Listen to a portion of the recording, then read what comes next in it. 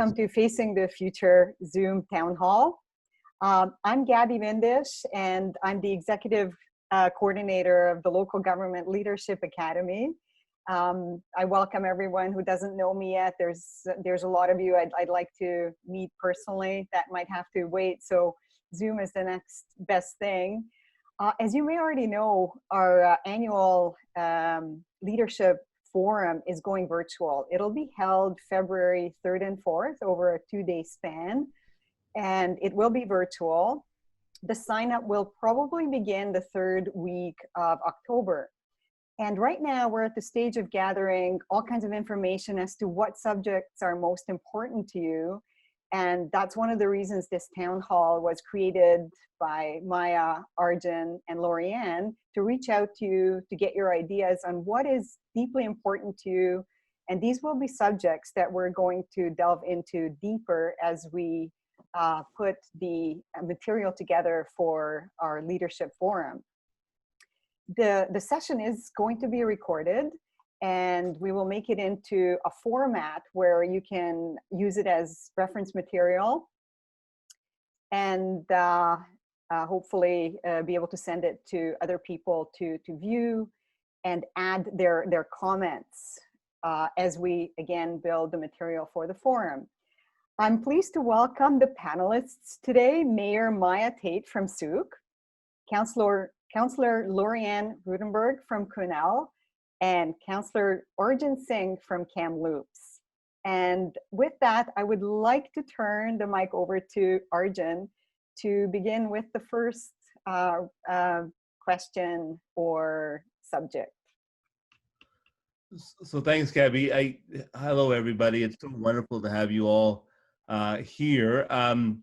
This kind of format was sort of a bit inspired by so I've been on the board of LGLA now for a few years, and probably the only board I'm still on in local government. I'm off UBCM now for the first time in 7 years, and so I'll be off LGLA pretty soon. So I thought I would get us in before I had to leave. But we do a sort of an evening nightcap session at LGLA Forum every year for the last few years, and it's really been kind of this idea of a real just discussion format and a real kind of casual discussion. I had the really good fortune of working with both Maya and Lorianne for a number of years. They're fantastic leaders in the province for local government. We've also been through a lot of things over the last many years, but over the last 6 months particularly. And, I've been shoulder to shoulder with these two fantastic leaders, working on a lot of different things on behalf of communities all across British Columbia, and with Maya all across Canada, a couple years, and Lorianne is coming into that now as UBCM first vice president. So these two individuals have an amazing amount to share, and I hope I can share a little bit too, and then have some discussion. So I think that basically I think we're all in our fourth terms in local government, Maya and Lorianne and myself.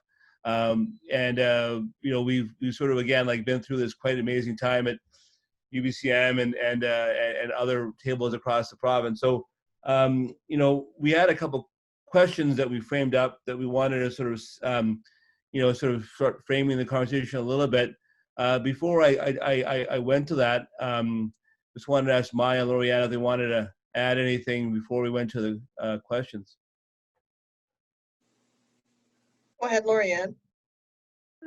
So just to sort of what Gabby was talking about, looking for information for our February conference. And that's not to say that if there are some topics that come up that don't make that conference, there are opportunities to do this sort of meeting again, or gathering, however you want to call it, to discuss some of the topics that don't make it, because we've only got 2 days, and we know that Zooming for 2 days, we've got to make it snappy and moving. So don't ever hesitate to throw your ideas out there, and if they don't make the conference, then I know there's probably other opportunities to use them for discussion points. And I'll just add that while we, for the foreseeable future, we're going to be stuck in meeting this way for obvious good reasons. So part of what we're trying to emulate here is sort of those hallway conversations that you might have had at a in-person event. So this is where trying to build out the content so that it's timely and relevant as best we can given the situation. But as Lori-Ann and Arjun said, we can have these hour-long meetings to cover off additional issues that maybe we would have had a conversation about at an in-person gathering, whether it was in the hallway or at a networking event or whatever. And it's just with that not being available for a while, it's finding a different approach. So that was another piece, because all of those conversations help us become more resilient in the work that we're doing. Thanks, Maya. And the thing I miss about the hallway conversations is actually the people and the cookies. I really miss. I have them in my kitchen at home, but it's not the same. So what I was thinking we could do is just ask Lori-Ann some questions, and then maybe just if people have thoughts about that as well, like we can just go question by question and see how far we get. And we don't cover if there's questions people are burning want to get to, let us know, because they're kind of in an order on the email I got sent out. But I'll just start off by asking Maya the first question, which is, so what do you think the three factors, what are the three big factors that lead to the success of a local government official? I think it's recognizing the importance of self-care. So how you take care of yourself, the time you take to nurture yourself, founding downtime, the things that bring you joy, and this are one thing. So self-care, because if you don't take care of yourself, how can you be present to serve others? So that's the first one. The second one for me is support from my family, in particular my husband, because the time that I'm attending meetings or running about doing this or that, other household responsibilities will fall to him. And so having family support has been the second one. And the third one is just the love of the work. I love local government work. I like all of it. So I think just having that true interest in the desire to serve my community, I love where I live, are all the things that's my view on what I feel has contributed. And then how you measure success is hard to say, but I guess fourth election may be a factor. And I still want to continue on. So I'll leave it at that. Lori-Ann, how about you? Well, thank you. So, I could say ditto from what Maya said. And I think the one that I really want to kind of ditto is around family. I have an older, my kids are older. They're in their 20s, heading to 30, whereas Maya has a young family. So when you talk about needing that support at home, it's huge. And recognizing that in how you hold your meetings or your conferences, et cetera, recognizing that family is important and trying to make sure that you're inclusive of every type of family that's out there. The other thing for me around success as a local government official is learning to not disregard opposing views. I mean, that's the hardest part. And it's taken me a while to learn that, right? I mean, you come in with your own ideas or, this pot of people that have your ear and you think it's right. You've got to learn not to disregard opposing views. You don't have to agree with them, but sometimes when you actually listen to what they're saying, there's something that you can glean from that and that you can actually use. So, and then the third one for me is just be real. Don't try to be somebody who you're not. I mean, seriously, I sat in front of an LGLA panel many years ago, and somebody asked me how I got through my first term. And I threw a bottle of vodka on the table and said, occasionally that helped. So, don't try to be somebody that you're not, because people will see through it and then they'll never want to talk to you about the big items because they think you're just being flippant or frivolous. Well, thank you. And first of all, I'm more of a Scotch guy myself, but vodka's okay as well the odd time. I guess, and so Lorianne and Maya, one of the things that's kind of really interesting about this whole conversation is that it's really dependent on the person too. I mean, that notion of being who you are and sort of like building on the strengths you have in the community. I mean, there's a reason why one of the geniuses of our system is there's like 9 of us or 7 of us or 5 of us, or regional boards, more of us, is because everybody brings different strengths and different sort of values to the table in terms of things they're good at and are effective at. So I made a list last night, and my list was around a commitment to keep on learning. I think that's really important because a lot of times when you come on, first time you kind of come on because you're an advocate for something. People identify you with a certain sector of the community, and when you're on council or board, you're exposed to, you have to represent everybody. You're exposed to everybody. I didn't want to expose is kind of a dangerous word to kind of keep on. So exposed to everybody. I should finish that sentence.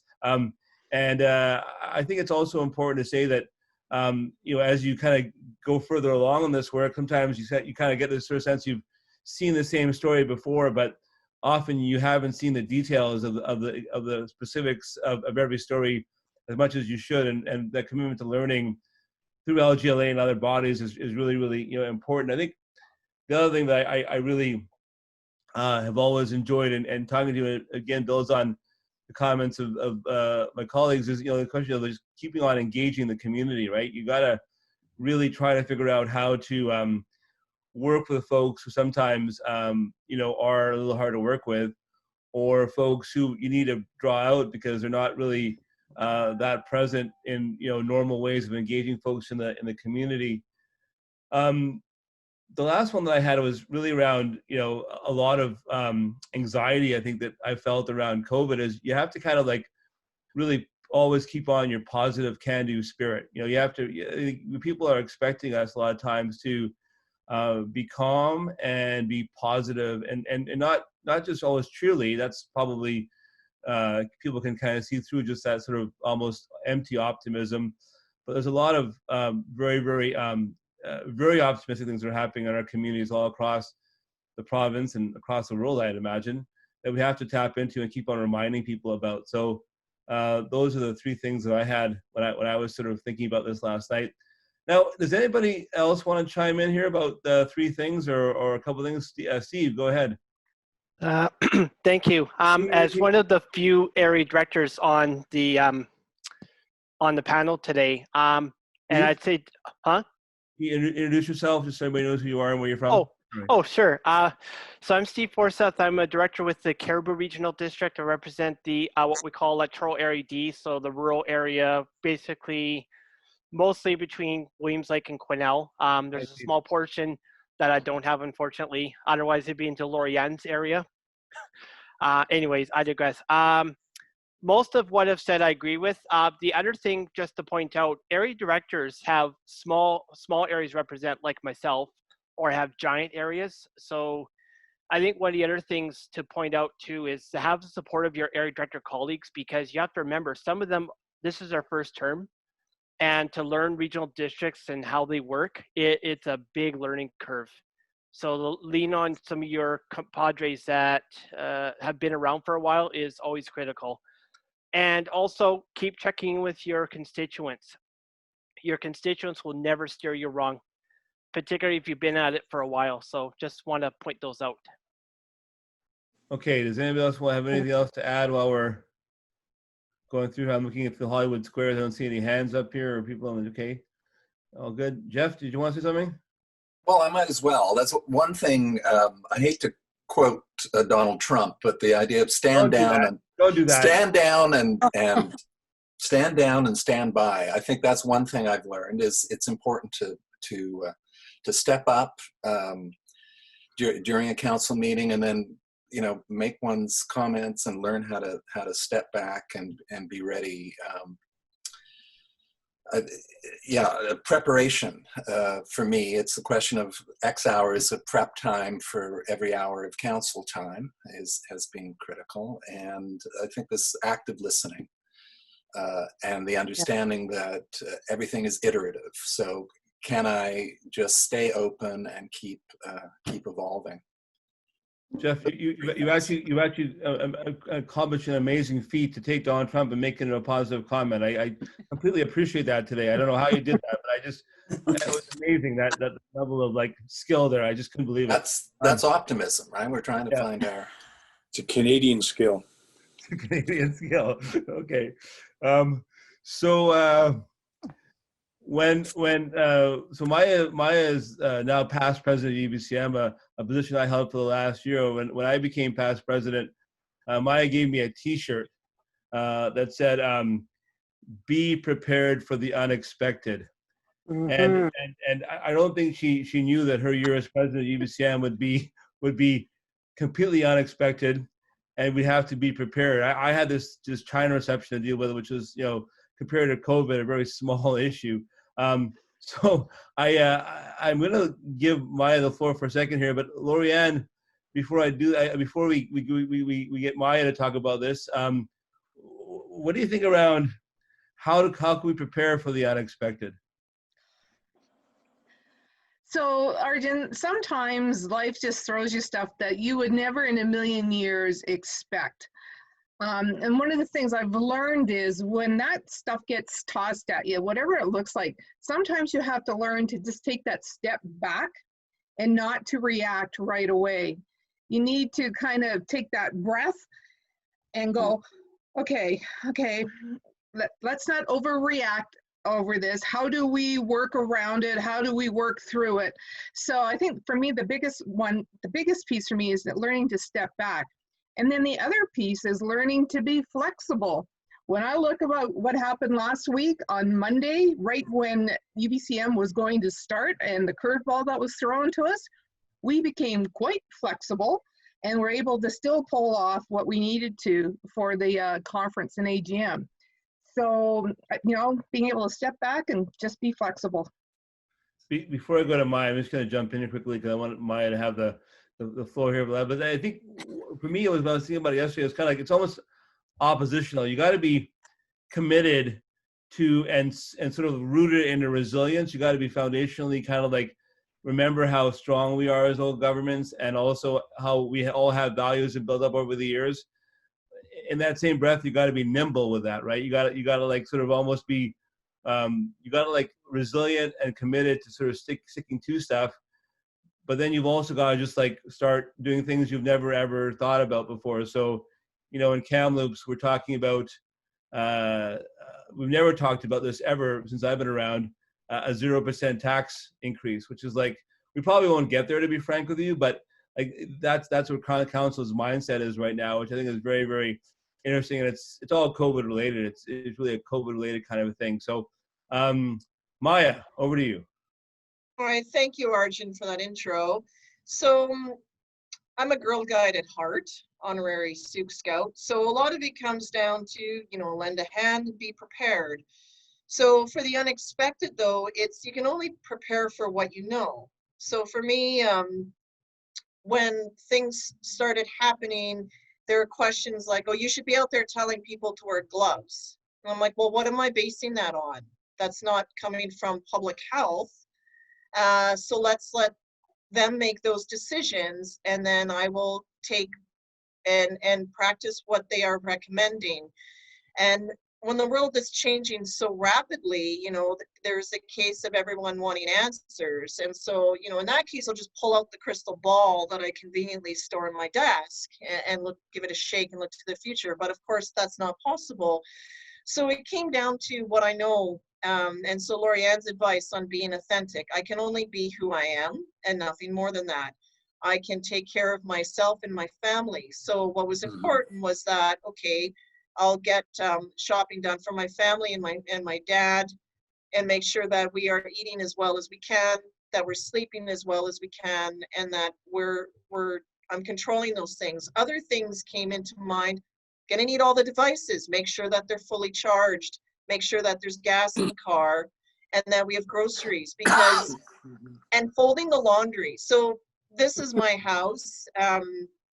Like things that can jar you is, I can't find socks for my son because they're in the big pile of unfolded laundry, and then the dog and the child are sleeping in it. So I can control that. I can put the laundry away and get on top of it so that in the morning we're not digging through all of this and then where's the charging cable, and now I'm about to join a Teams meeting. I haven't updated my device and it's not charged either. So when those things are under control, then the rest of it will just play out, and it's recognizing, okay, well, the whole world is in this. I'm not alone. I don't have the answers, and nor should it be expected to have them. In other cases, it's understanding the role of council, the role of staff. And so sometimes it's a case of like, right now governing is really hard, so I'm going to come in and start micromanaging the staff. Well, that doesn't work either, because then that's going to create other collisions and another big mess to clean up. And I've been down that path before, and I don't recommend it. So you hire and you have good people to run your municipality or your local government. So let's empower the people to do that good work, and then I'll take care of myself. So there's things like, okay, finding the joy in the moment. So in the case of always being positive, because that's what the community needs. So if I was running around like Chicken Little and the sky was falling, that would create unnecessary stress and anxiety through the community. So it was important for me to, okay, I'm going to live in the moment. Right now, I'm grateful that I live where I live. I have access to the supplies that I need. That's something to be grateful for, because certainly people in refugee camps have absolutely nothing. So let's just recognize and just always, every day, I'll just find gratitude, and then that grounds me and it makes me present to do the work. And yeah, like right now, I can honestly share that the laundry in my house is not folded. All of my devices are charging right now. So I don't always heed my own advice here. And they're simple things. I'm updating another one right now, but that's just a reality of being human. And I think that that's okay. I think also throughout the pandemic, people are like, right now, someone's asking me for advice on what to do on Halloween. So I'll just reference Dr. Henry's good work, because that's her role, and to share that out. It's not mine to come up with another way to do Halloween. Like I couldn't even imagine trying to do that in our community this year. So it's just passing on the materials that are available. And there's always going to be something. So in terms of where I live, the threat of an earthquake is real. So is wildfire, potentially flooding. Well, that's why having supporting our emergency resources and our emergency planning is important to take those. And then a chain of command comes into place to keep our community safe best we can. But it was always the case of finding the positive in every moment. And there were some times with the EBCM work, there was a couple of days, I'm like, this is really hard. Like, I wonder if I just went home and went to bed. Like, would anyone know if I miss all the media? Because it was just really hard for a moment there. And I thought, okay, well, I could do that because the media will roll on. They'll fill the story with something else. Our staff may be like, okay, why didn't the president show up? And I could come up with many reasons why. I mean, well, I couldn't get the device to work or this or that. But then what I thought in the moment was, this is a really neat growing experience for me. This is an interesting challenge that I may not have ever again. So why not just for a moment be thankful that I can do this and challenge myself a little bit and see what growth comes like. And so it's just recognizing that. So then once I did that, I'm like, okay, I'm going in to do this. And then even when I called in with some of the media, they're going through it too. Their whole world has changed also. And so when you have that connection, it was the case of, okay, there's a human on the other end that is going through all of this. I'm here doing the same. You know, it's we want to succeed through this interview together. So it was a case of me having an unnecessary fear, but of course that's natural because that's just who I am. So, you know, in a nutshell, it's the case of just controlling what you know and what you can do.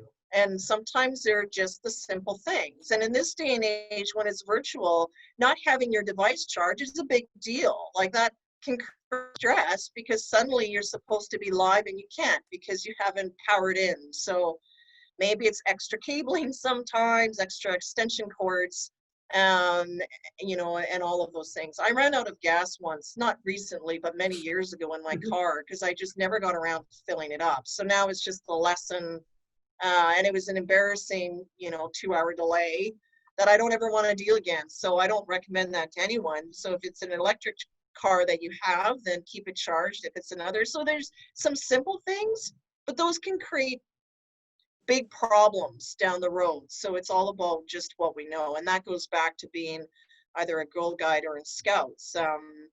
We in this past year, there was a scout group that was out and they got lost. And I was really worried, but then I realized, okay, the scouts were fine and the one leader was fine, and it was two others that have gone on, but I knew that they were scouts, they were prepared for the climate, and they were. They buckled down for the night, they were found the next morning, and everything was fine. They were in good health, good shape, because they were prepared for that. So I think it's just those things, and the unexpected will continue to happen in our work, and we have to be nimble, as others have said, and then apologize for what doesn't work. Our council meeting on Monday would have had some members of the public join us on Teams.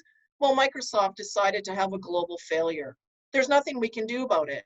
So we have them join on the telephone and then just say to the public, Microsoft isn't working tonight. And people get that. Or even YouTube at times, there was a delay because everyone is on YouTube watching or doing this or that. Again, it's out of our control, but if you name it, people I think are very understanding of it and recognize that, okay, there's outside factors and you just go with it. But if you try to work your way through it, I'm going to solve Microsoft. Well, that's impossible. It's fake and it can't be achieved. And certainly I could barely run an update, let alone do more than that. So it's just, I think it's just being as real, as authentic as you can. And we all know what our own shortcomings are. So obviously, if I've shared many, you can visualize my house now.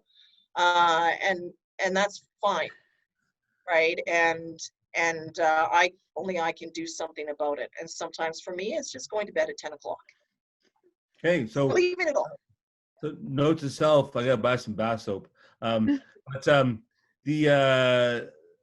my thanks for that. I think one of the things I also took out of that is just like the notion of like this is an opportunity for growth. You know, it's an opportunity for our own personal understanding of what we can do. Obviously, keep the home fires, you know, as organized as possible. I think that's a really good one. How are folks here? You can go with it any way you like, folks. But one of the things I'm thinking about is, you know, dealing with the people who are people in our communities who are struggling with the uncertainty of the whole thing and the anxiety of the whole thing. How are other folks kind of handling that or trying to figure that out? Gabby, you have your hand up. Yeah, just to go off of what Maya was saying, I did a lot of communicating through Facebook, obviously, because we can't get together face-to-face in the community. And that was hard for our community because we'd come off of a strike where we could meet together, commiserate together, lift each other up. And now we were tossed in a situation where it was very difficult and we couldn't even connect like we normally do. So I agree, it was important to be positive and to be honest. And the other thing is to be real. There came a point where it was really hard. I'm an extrovert and it was hard for me. And I just went on and I shared that with people. We shared it through our town log, our communication, and people appreciated that. They didn't feel like they were out there all by themselves. You know, for me, somebody looks at me as being a very strong person. And so when I say it's sucking, I'm lonely, I'm depressed sometimes, this isn't a great place. I think acknowledging that and then encouraging your community to reach out to one another and look for those people who maybe who are obviously hurting or who you don't suspect are struggling. And I got a lot of positive feedback from that. And I think that that's really important. It's okay to say this sucks right now because it sucks. So moving into this webinar is called Facing the Future. So how do folks think about the themes we're talking about now in terms of orienting ourselves towards future and towards, you know, the next 6 months, next couple of days, next year? Like, any thoughts about that, Scott? Sorry, I just had to unmute myself. I think one of the problems we're dealing with is when you have a once in a century event, it's very difficult to plan for the future. The virus can mutate. This hasn't really been seen since the Spanish influenza. So one of the things that I try to do, and I'll admit I don't do a great job of it, is focus on what you can do within your role, and be prepared to do what you can, not what you'd like to do. I spent a lot of time last few months worrying about healthcare statistics that I have no direct control over. And I can't allocate funding for staff to compensate for those potential outcomes. But I lose a lot of sleep over it. And I think one of the things I'm trying to recognize is, where is my ability to make a change? And then within that scope of what I'm able to do with the confines of the charter, the confines of local government, as being one member of a council, not council in its entirety, what is my ability to affect a change that has a better outcome for citizens?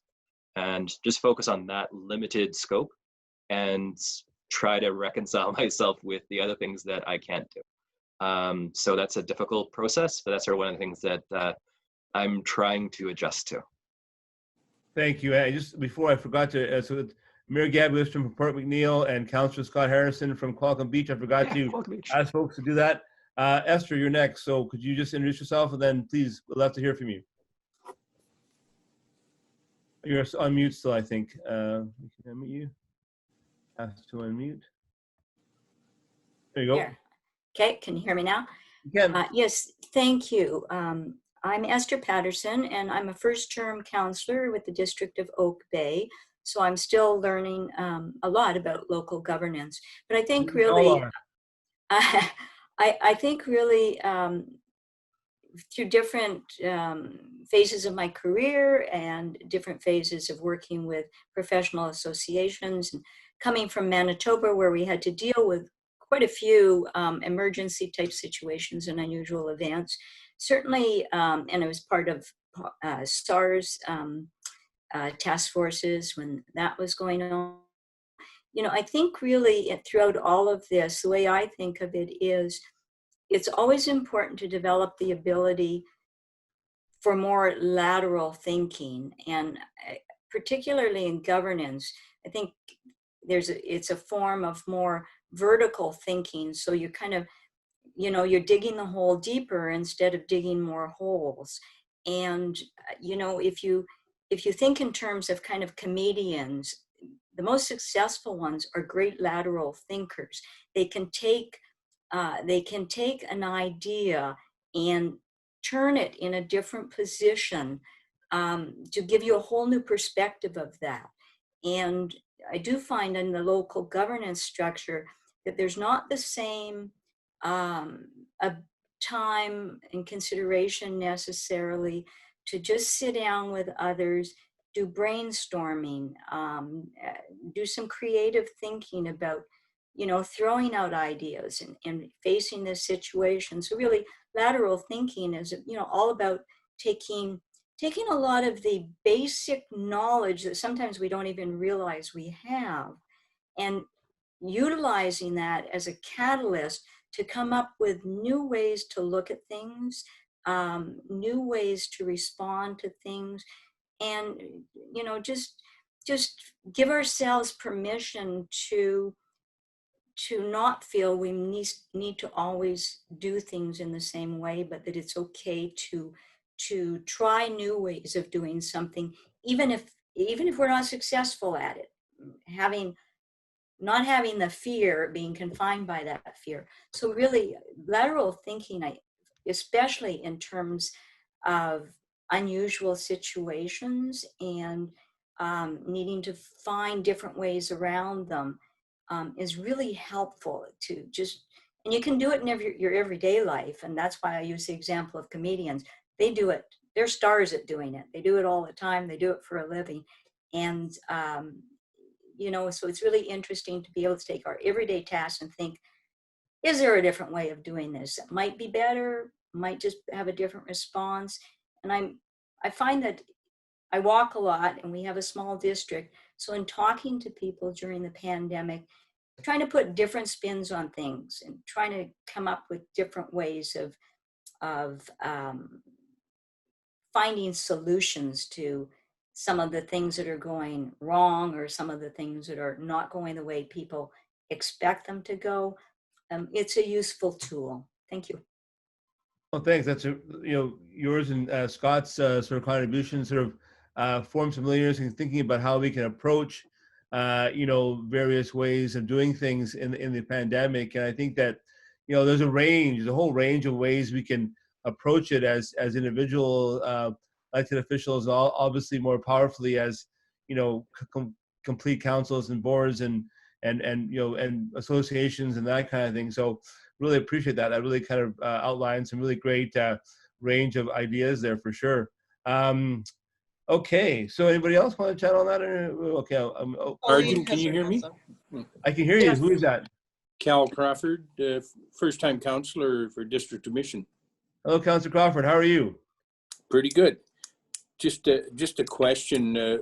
Obviously, COVID-19 has brought out the best in people, but it's also brought out the worst in some people. And I was wondering if there's any input from everyone on how to handle social media abuse, which gets quite prevalent in our society today, and pointed towards councils. Let me turn to our two panelists first, and then Maya, go ahead.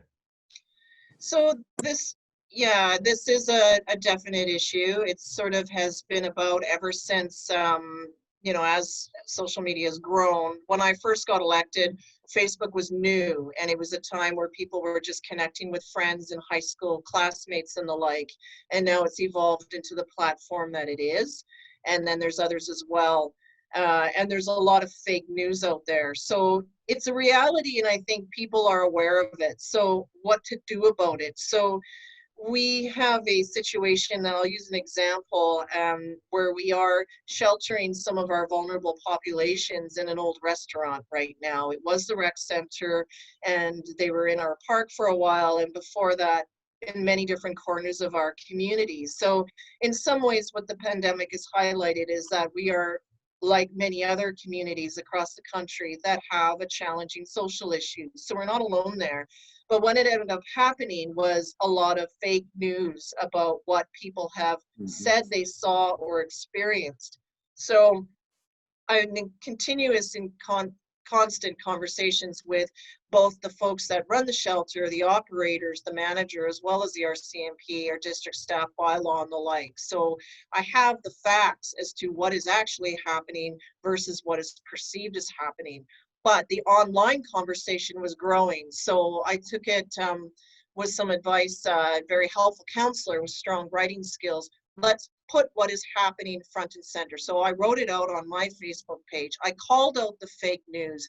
It upset, angered, and frustrated me because I felt that those that were needing help it's going to become more challenging for them to get it. So when that went out, the trolls came into and they were sort of questioning and how dare you say this is fake news when it's this or that? And I just asked some questions back. I also talked to the reporter who did a story and let her know that, hey, did you know that this other site is doing X, Y, and Z? What other conversations did you have? And asked her point blank, did you talk to other people or what was going on here? And she's like, no, that's not, that really happened. So then the media also took an interest in it as well, because now their good reporting is being challenged as well. So it's a case where you need to shine a light on it. Prior to COVID, a lot of celebrities started doing this with Twitter, and they were reading out mean tweets. So they were saying, I'm so-and-so and somebody wrote this, and we're calling it out. So I never thought that celebrities were, enduring this, but they are. So they started shining the light on it. And so the trolls are always going to be there. And some of my friends work in IT. So some of them said, are you sure it's even a person? It's not a bot that's circling around. Is it an actual person? And I'm like, well, in some cases, yes. And in other cases, I'm not sure. But I think you need to name the behavior and even cite an example of it and said, and show it. This has been set. Whereas this is actually what's happening, because it does tend to grow on its own. The more platforms you get involved in, though, it becomes more work for you. So some are out there. I have an Instagram account. I haven't really figured out. I don't understand the point of it. And so I don't put a lot of time or energy into it because quite frankly, I don't have time. And then there's TikTok and I don't even know what else is out there. So I'm sticking to what I know. And maybe it's not enough, but it's really all I have time for. So I have Twitter, I have a Facebook personal account, I have a Facebook page. And I did this with Dr. Henry because she shared just some of the challenges that she's having in her life and the role that she's doing. And part of it, and it's true, there are some people that still believe the world is flat. So the whole reality that the planet is round and that there's a whole other continent outside of Vancouver Island, like there is actually North America as a continent, is shaking the world for some people. So let's just empathize that, wow, they've now just realizing all these things. And so maybe a bit of empathy for that whole shift in reality is a big deal. And this is where people are lashing out that the world isn't round and the island is not the earth, that there's other continents and people that exist. Like that's a lot for some people to comprehend. So a little bit of empathy can go a long way. Yeah, there is Kamloops. I appreciate you mentioning us up here. So that's very nice of you. So I've got Colleen Evans and I've got Sarah Fowler who want to chime in. So Colleen, over to you. Sure, thank you so much. Really interesting conversations. Before the question was asked about social media, I just wanted to share. I think Maya did a great job of responding to sort of what's happening on social media. But I wanted just to talk about communication in general and just how important in our community, and I'm sure similar in your communities as well, it is to do early myth busting. Because I've seen what's happened in a community where information is shared that is not fact-based, and how it just really can create a lot of emotional distress in the community based on misinformation. And so something I think that Campbell River has really moved forward on during COVID is we try and catch that early on. And like your communities, whether it's social housing or in the case where a lot of this misinformation was being shared, was around the progression through the various phases of opening up a lot of our facilities. And it doesn't take much in a community for some people that are influencers to share the wrong information, and all of a sudden that becomes fact. And again, just really creates a lot of emotional distress within the community. And so early communication and not being afraid, I think similar to what Maya had stated, to, I wouldn't call people out, but I would say to be very frank that that is incorrect. That is not what is happening in the community with this progression or whatever the situation is, and then just counter that with what the actual facts are. And to recognize that it takes sometimes 3, 4, 5, 6 times for you to state those facts, for it to be understood or heard. And I'd say probably the other point is that when we have done that, we've actually had people circle back and say, well, thank you. I was basing all of my concern around something that I had heard. And I think, again, whether we recognize that this is, influencers on social media or just community influencers who are taken very seriously on what their opinions are. During COVID, we just can't let time lag between, again, making sure that everything is based on fact. Thank you. I appreciate that. Sarah, did you want to? I would love to. Thank you, Colleen. You're right. You're right about influencers, whether it's on social media or in real life, Sarah, where are you from? My name is Sarah Fowler and I live in Tassis. That's north of Tofino and south of Port McNeill. Perfect. So what I sort of just want to talk about is with touching on what Esther was saying about the lateral thinking and the comedians always like, oh, nobody laughed. Let me turn it around and Tetris it, see if it can fit in this way. And I gave a talk about creative leadership last year at the Dakota Literacy Forum, and many people didn't really get much out of it because maybe it was like too spacey, as I tend to be. But that's I feel like I do have a crystal ball and I do take it and shake it out, and I sort of understand things sometimes maybe before other people, and I've had people call me a liar on social media, and that was really difficult because it affected our personal relationship.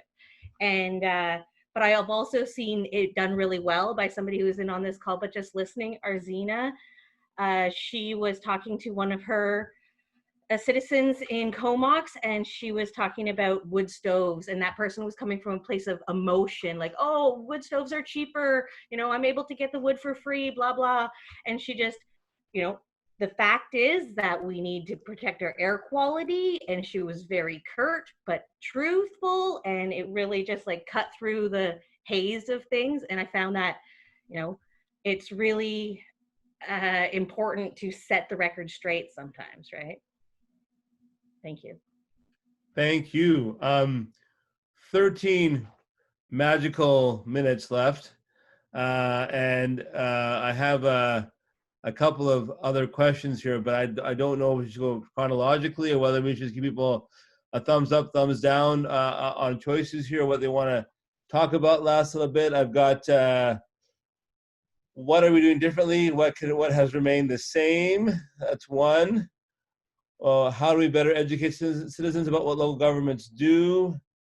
Council and board kind of like, you know, sort of cohesiveness or lack of cohesiveness, meeting by Zoom, all these kind of things during the pandemic or whatever it is. So anybody have a burning desire to kind of talk about any, Lorianne, go ahead. What do you want to talk about? Number 2. Sorry. What's number 2? I don't even know what I said. Oh, it's about how do we educate citizens about what local governments do. Okay, Lorianne, over to you. Sorry, didn't mean to jump in there, everybody.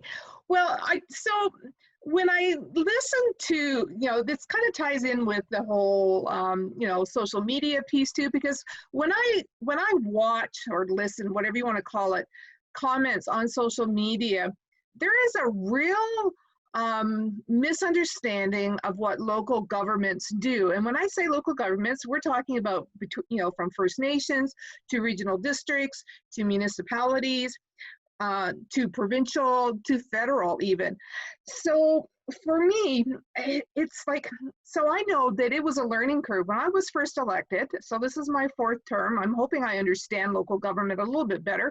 But my first term, regional districts, I don't know what they did. I lived in a regional district. I had no clue because that area director never reached out to people. I guess they just assumed we all knew what regional. I came from Ontario. We didn't have those different levels of government.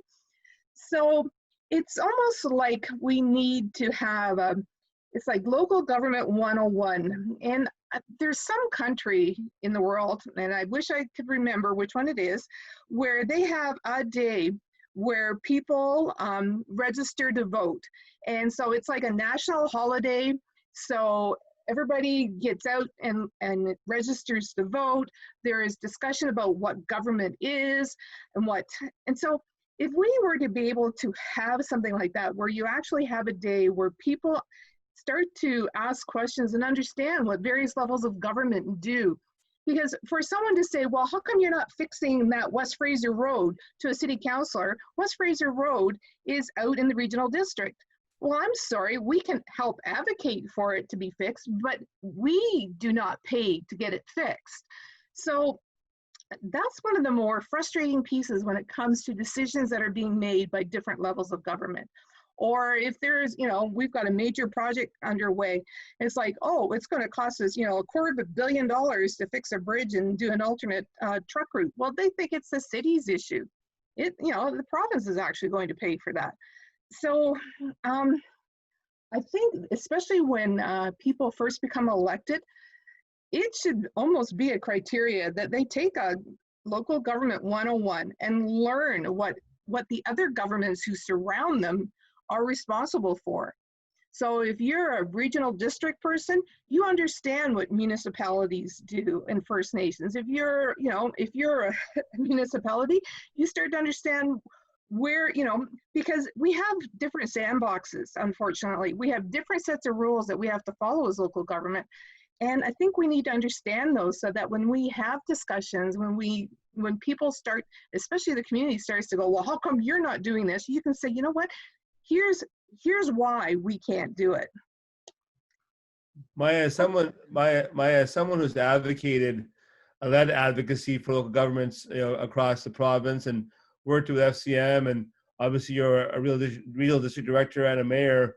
How do you see that all working together in terms of working with other orders of government to sort of complete the picture of the work we have to do together? Well, a lot of the opportunity comes in. So as Lori-Ann said, I mean, a new council forms, there's opportunities to do, workshops and field training. Here's what our various departments do and the like. Going forward, though, the opportunity exists when you do your budgets. So we have a highway that runs through our town, and for a long time, it creates challenges for us. So, fix the highway. Well, it's not our highway. So we need to advocate to the provincial government and sort of tell that story. We're advocating for improvements. We hear you. The residents are bringing very valid concerns but it's not our jurisdiction to fix this. We need more, we need a hospital. Okay, well, I chair a primary working group on healthcare. What can we do to help attract physician recruitment, but what actually belongs to Island Health and the Health Authority and another? So it's telling that story. And then as we go into budget time here, what can we reasonably do and what exists on others? So maybe there's a push for more firefighters because of medical calls. Okay, then we need to step up our advocacy for more paramedics in our community because we can't afford to run this service. It's not a local government one. So our CAO has done a lot of work around structuring our service delivery. So, and then our decision is going to be what we choose to fund. We sometimes get snow here. Do we really want to bring out the gold-plated snowmobile? Probably not. So it's communicating then to the residents that this is how we're going to plow snow. And we're not going to clear your driveway for you because that's not what we're funding. So this year it's snow. Folks said, well, you put it all in front of our driveway. Yes, that's correct. That is where we need to put it because I don't know where else to put it, right? So sorry, maybe we can get some volunteers out to help shovel, but they actually did a good job by putting it there. So a lot of the opportunity will come through the budget piece. In terms of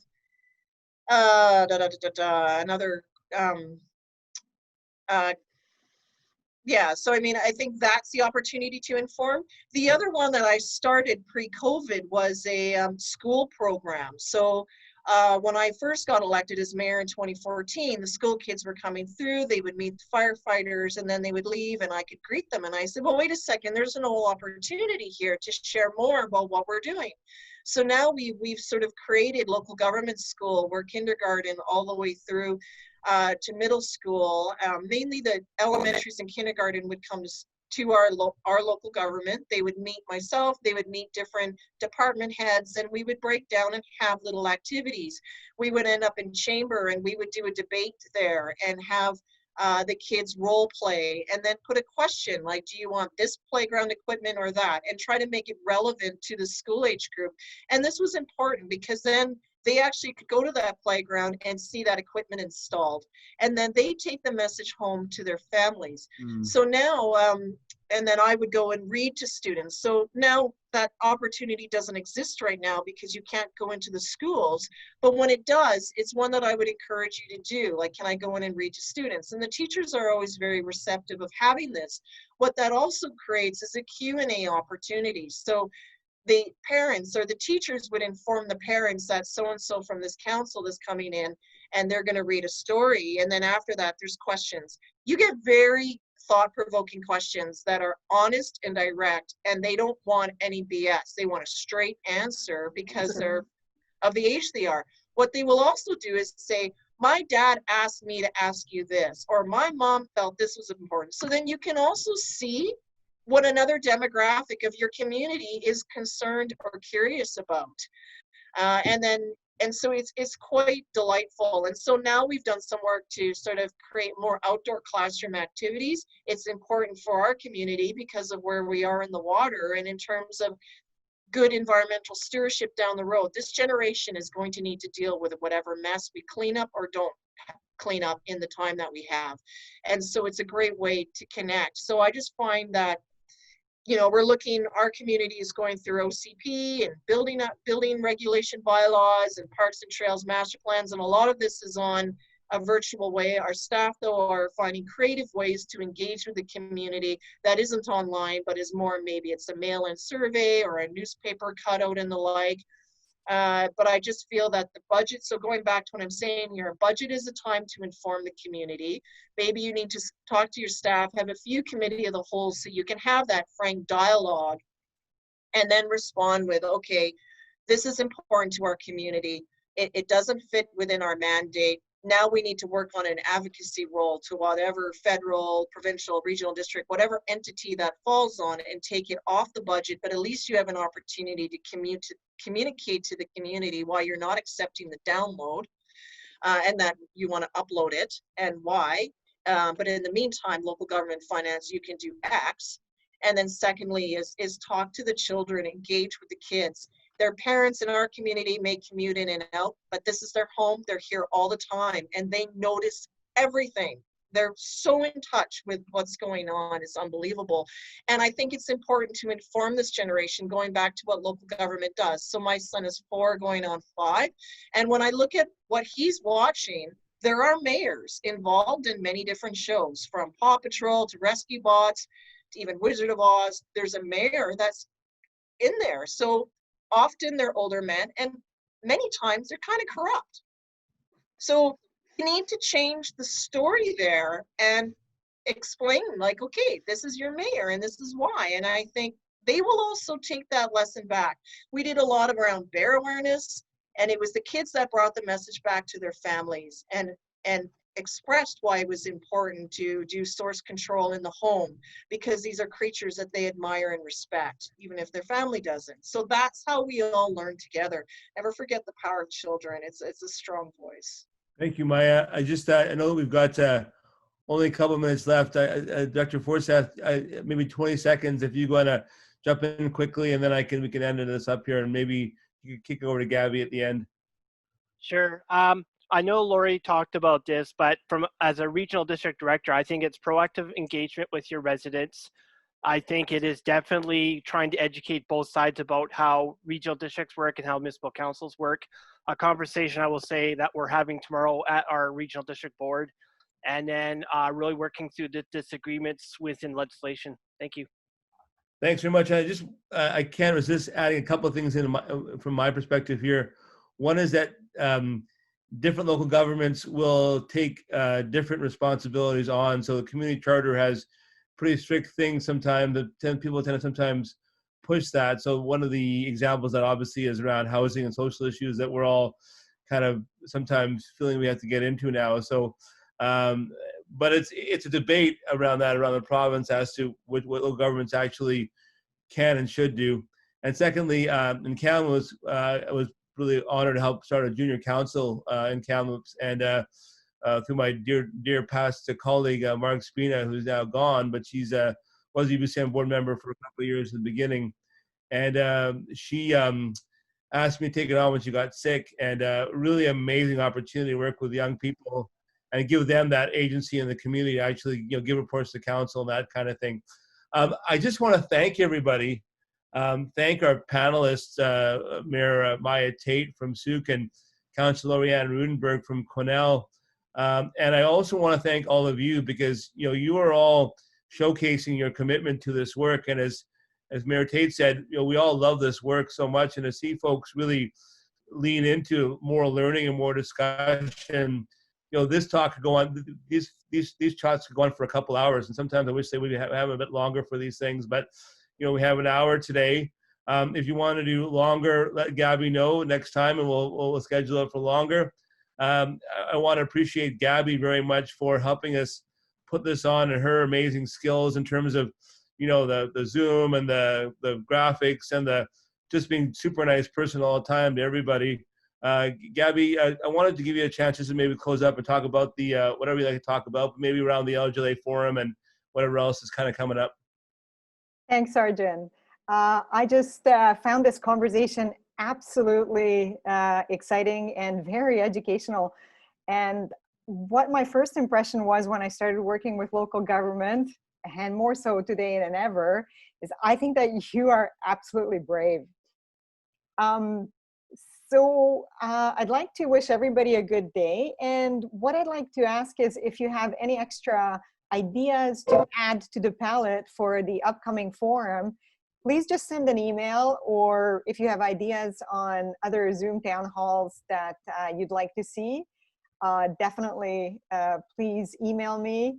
And you've got so much work to do. Thank you for taking this hour out of your day.